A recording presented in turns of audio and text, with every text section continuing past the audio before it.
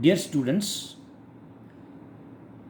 पिछले वीडियो में मैंने आपको एक साथ डिस्कस किया था कि chemical formula has been divided into two types.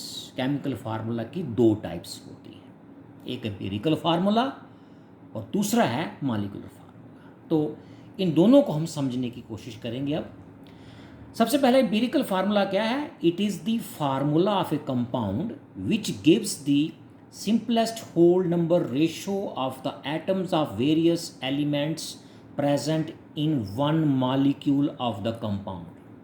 क्या मीनिंग हुआ? One molecule of the compound में जितनी भी एटम्स प्रेजेंट हैं उनमें सिंपलेस्ट होल नंबर रेशो जो फार्मूला दे उसको एम्पिरिकल फार्मूला कहा जाता है। इसको हम एग्जांपल से समझेंगे। The formula of the compound hydrogen peroxide, आपको पता होगा, इज H2O2। तो simplest whole number ratio of the atoms क्या बनती है? 2:2। सिंपलेस्ट रेशो क्या बनती है? सिंप्लीफाई करके क्या बनती है? 1:1। तो एम्पिरिकल फार्मूला क्या हो जाता है? It becomes HO।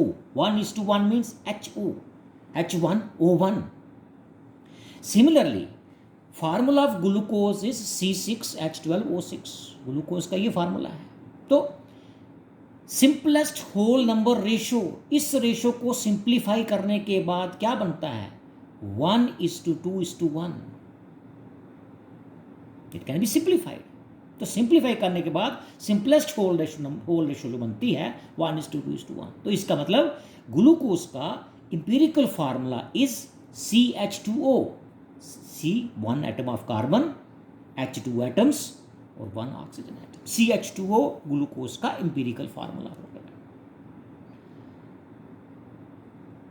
ठीक है स्टूडेंट्स, आपको समझ आ गया होगा। इसी तरह बहुत सी एग्जांपल्स हो सकती हैं, जैसे C6H6 बेंजीन का फार्मूला है, तो उसका empirical फार्मूला हो जाएगा CH, क्योंकि 6:6 मीन्स इसको सिंप्लीफाई करके 1:1 बनेगा, CH हो जाएगा। And there can be many more examples.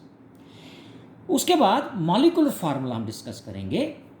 It is the formula of a compound which gives actual ratio of the atoms of various elements in one molecule of the compound. Molecular formula, और असल में मैंने पिछले video में भी कहा था, जो आप 8th 9th से फार्मूले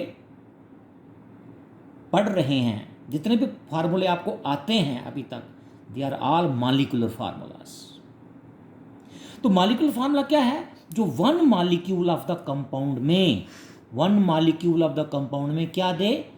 एटम्स के बीच में एक्चुअल रेशो यानी कि एक मॉलिक्यूल में किसी भी एक मॉलिक्यूल किसी भी कंपाउंड का है, उसमें एक मॉलिक्यूल में किस एलिमेंट की कितनी एटम्स प्रेजेंट हैं, इस तरह से हम कह सकते हैं। तो molecular formula gives the actual ratio of atoms of various elements in one molecule of the compound. अब यहां मैं बता दूं, अब जैसे हमारे पास, आपको पता है, वाटर का फार्मूला H2O है, तो मॉलिक्यूलर फार्मूला H2O, तो 2:1 जो रेशो है वो फर्दर सिंप्लीफाई नहीं हो सकती। इसलिए अगर सिंप्लीफाई नहीं हो सकती है तो वाटर का मॉलिक्यूलर फार्मूला भी H2O और एम्पिरिकल फार्मूला भी H2O। क्लियर? अगर रेशो सिंप्लीफाई नहीं हो सकती है तो वो उसका एम्पिरिकल फार्मूला भी है और उसका मॉलिक्यूलर फार्मूला भी है। यह आप अच्छी तरह याद रखेंगे।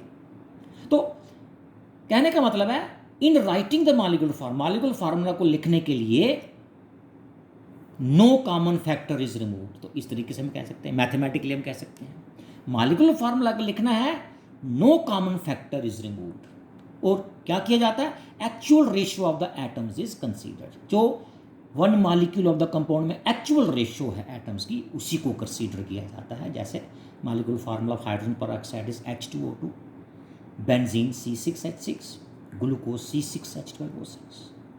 मैं फिर रिपीट करूंगा आपके लिए, अगर रेशो एटम्स के बीच में सिंप्लीफाई फर्दर नहीं हो सकती है, सिंप्लीफाई नहीं हो सकती है। जैसे कि वाटर की एग्जांपल मैंने आपको दी, तो फिर इंपीरिकल फार्मूला भी वही होगा और मॉलिक्यूलर फार्मूला भी वही होगा।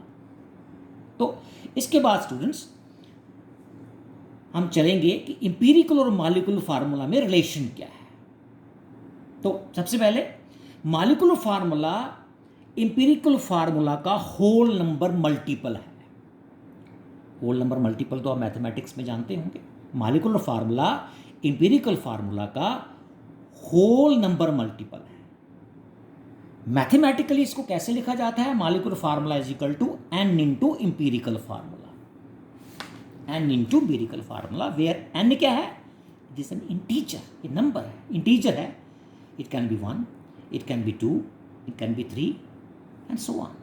It's a whole number. अब अगर n 1 है इस रिलेशन के मुताबिक, उस वक्त molecular formula will be equal to empirical formula. इसी तरह अगर n इज इक्वल टू 2 है तो उस वक्त molecular formula will be equal to 2 into empirical formula. और ये जो n मैंने आपके साथ डिस्कस किया इंटीजर, वैल्यू ऑफ n कैसे कैलकुलेट होती है आप आगे न्यूमेरिकल्स में देखेंगे। n is calculated by dividing molecular mass by empirical formula mass.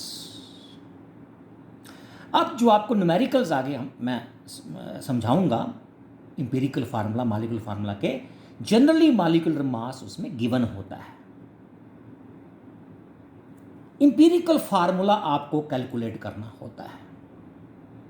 Empirical formula calculate करने जब कैलकुलेट हो गया तो उसमें जितने भी एटम्स हैं उनकी एटम्स के मास को ऐड करके आपके पास इंपीरिकल फार्मूला मास आ जाएगा।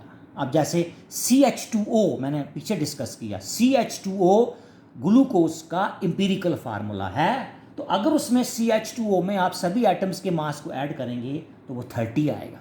तो इंपीरिकल फार्मूला मास क्या हो जाएगा? 30 हो जाएगा। और molecular mass is generally given in numericals.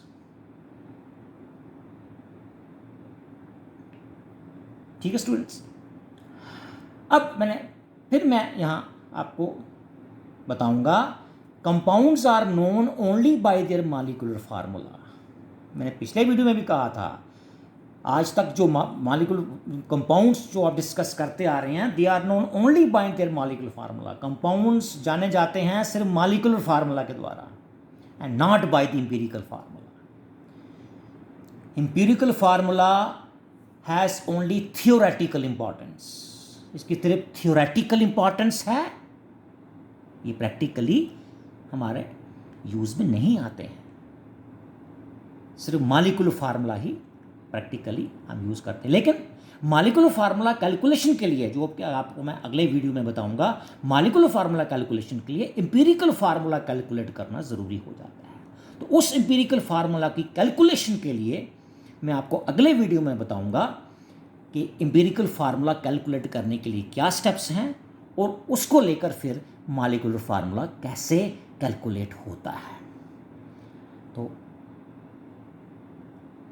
अगले वीडियो तक इतना ही। Thank you very much.